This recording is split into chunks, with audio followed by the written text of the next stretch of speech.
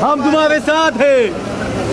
एकनाथ शिंदे साहब आगे बढ़ो, हम तुम्हारे साथ हैं। एकनाथ शिंदे जी आगे बढ़ो।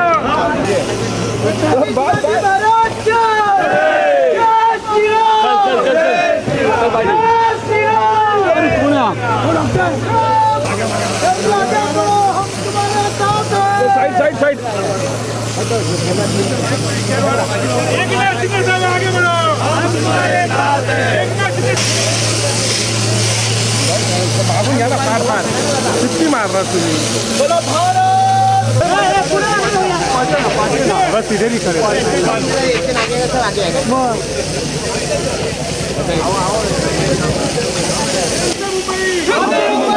हम लोग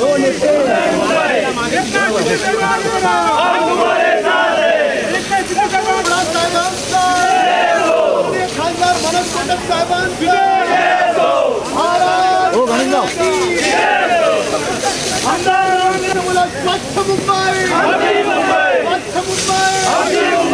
स्वच्छ मुंबई।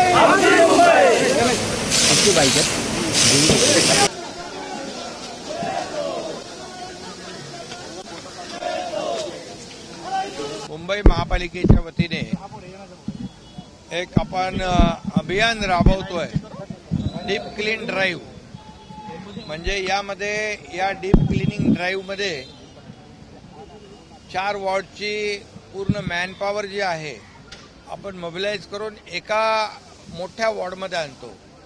आणि यामध्ये सर्व रस्ते जे आहेत पहिले झाडूने साफ करणे, त्यानंतर माती ब्रशने साफ करणे आणि त्यानंतर प्रेशरने पाणी मारणे, हे स्वच्छ रस्ते करण्यासाठी अशा प्रकारची संकल्पना, अशा प्रकारचं काम मुंबई महापालिकेचे कर्मचारी करतायत. त्याचबरोबर त्या विभागामध्ये असलेले फुटपाथ, त्या विभागामध्ये असलेले फुटपाथच्या खालची गटर्स, त्या विभागामध्ये असलेले अंतर्गत रस्ते, अंतर्गत गटार आणि त्या विभागातले नाले आणि त्या विभागामधले पब्लिक टॉयलेट्स, हे सगळं एकाच वेळेस ह्या सर्व 1-2-2.5 हजार जी मॅनपॉवर असते, ही मॅनपॉवर एकत्र आल्यामुळे मोठ्या प्रमाणावर त्याचा सफाईवर परिणाम होतो. एक विजिबल इम्पॅक्ट जो आहे लोकांना त्या ठिकाणी मिळतो. आणि मग रुटीन दुसऱ्या दिवशी जेवढे ते कर्मचाऱ्यांची जेवढी ड्युटी आहे त्याप्रमाणे ते साफ करतात. परंतु एकाच वेळेस 2000 लोक एकत्र आल्यामुळे तो परिसर एकदम स्वच्छ होऊन जातो.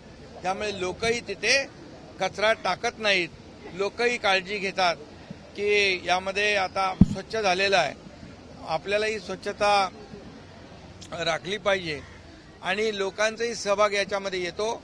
लहान मुलं, शाळेतली मुलं, NGO, हे सगळे सिनियर सिटीजन या संपूर्ण डीप क्लीन ड्राईव्हमध्ये सहभागी होतात.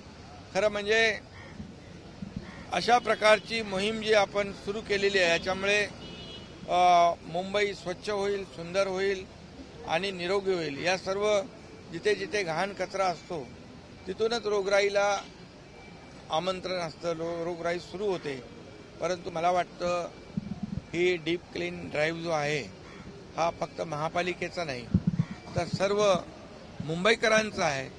ही एक चळवळ निर्माण करण्याचा आमचा प्रयत्न आहे. स्वच्छ भारत अभियान मोदीजींनी सुरू केलं, त्याचा इम्पॅक्ट देखील आपण आज पाहतोय. त्यावेळी देखील असेच लोक टीका करायचे हे फक्त स्टंट आहे, पण आज संपूर्ण देशामध्ये जो काही परिणाम आपण पाहतोय स्वच्छ भारत अभियानाचा, आणि म्हणून मुंबईमध्ये देखील मुंबईतलं पोल्युशन कमी करण्यासाठी, मुंबई स्वच्छ करण्यासाठी, मुंबई निरोगी करण्यासाठी अशा प्रकारचं अभियान आम्ही सुरू केलं आहे. रस्ते पाण्याने धुतल्यामुळे बिलकुल तिथे धूळ उडत नाही, कचरा राहत नाही. आणि हे पाणी जे आहे हे पोर्टेबल नाही, हे पिण्याचं पाणी नाही आहे, हे रिसायकल वॉटर आहे, हे विहिरीचं पाणी आहे, हे बोरिंगचं पाणी आहे. त्यामुळे या मोहिमेमध्ये खूप मोठ्या प्रमाणात लोकांचा सहभाग होतोय. कर्मचारी देखील ॲक्टिव्ह झालेले आहेत, कर्मचारी देखील खूप चांगल्या क्षमतेने काम करत आहेत.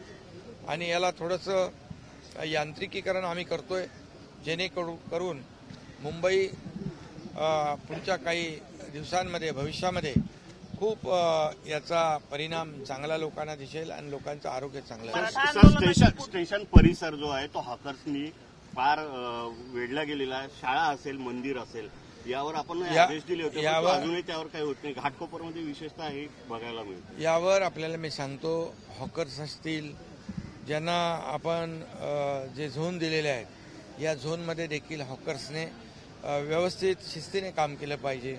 गाड्या ज्या पार्किंग होतात त्या शिस्तीने लावल्या पाहिजे. यासाठी 5,000 मार्शल घेण्याच्या सूचना मी कमिशनरला दिलेल्या आहेत आणि तो आपण घेण्याचं काम सुरू केलेलं आहे.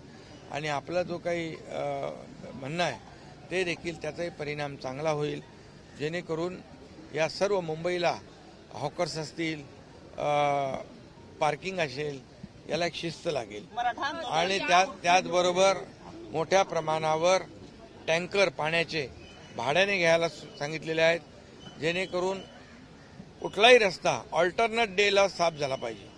अशा प्रकारचे मॅनपॉवर आणि टँकर घ्यायला महापालिकेला सूचना मी दिलेल्या आहेत. कालच्या मोर्चामध्ये मोठ्या प्रमाणात टीका करण्यात आलेली आहे. तुमची जे सत्ता बदल झालाय त्याच्या मागे कोण आहे असं त्यांनी सांगितलं, म्हणजे अदानींचा एक प्रकारे त्यांनी उल्लेख केला. आता तो खरं म्हणजे विकास विरोधी मोर्चा होता. धारावी आशिया खंडातली एक मोठी झोपडपट्टी आहे. तिथे कसे लोक राहतात, काय परिस्थितीत राहतात, त्यांचं जीवन उंचावलं पाहिजे, त्यांना चांगल्या सोयीसुविधा मिळाल्या पाहिजे, ही भूमिका सरकारची आहे. खरं म्हणजे जो यापूर्वीचा सॅकलिंग नावाचा, मी माहिती घेतली काल, सॅकलिंग नावाचा जो कॉन्ट्रॅक्टर होता त्याचं कॉन्ट्रॅक्ट का रद्द केलं? जर तुम्हाला अदानीला विरोध होता तर सॅकलिंगला विरोध करण्याचं कारण काय? त्यामुळे मला वाटतं काही तडजोडी तुटल्या असतील आणि त्यामुळे हे सगळं घडत असेल. पण सरकार पूर्ण धारावीकरांच्या मागे आहे. हे पूर्णपणे विकास विरोधी आहेत. यांनी प्रत्येक वेळेला आरे कारशेड असेल, मेट्रोचं कामं असतील, समृद्धीचं काम असेल, जे जे विकासाचे प्रकल्प आहेत ते थांबवण्याचं काम केलेलं आहे. पण आमचं सरकार पूर्णपणे धारावीकरांना न्याय देईल.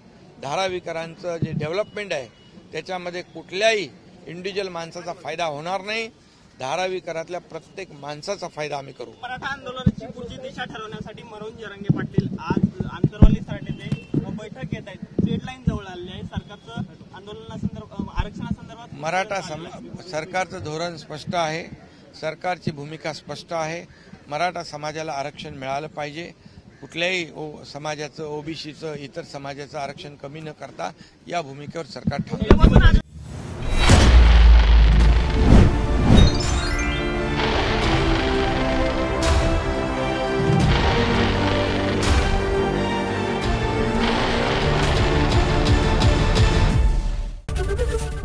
एबीपी माझा, उघडा डोळे बघा नीट.